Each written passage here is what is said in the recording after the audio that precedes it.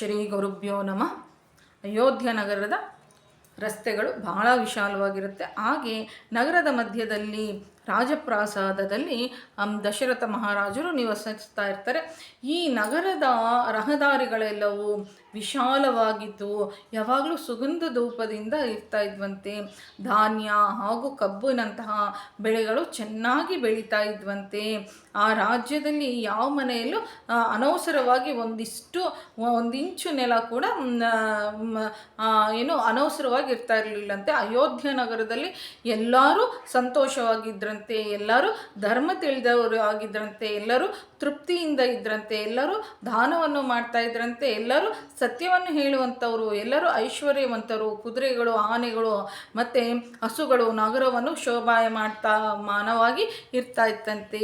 ಹೆಚ್ಚಿನ ವಿವರಗಳಿಗಾಗಿ ಚಳ್ಳಕೆರೆ ಲತಾಶ್ರೀ ಯೂಟ್ಯೂಬ್ ಚಾನಲನ್ನು ವೀಕ್ಷಿಸಿ. ಜೈ ಶ್ರೀರಾಮ್. ನಮಸ್ಕಾರ.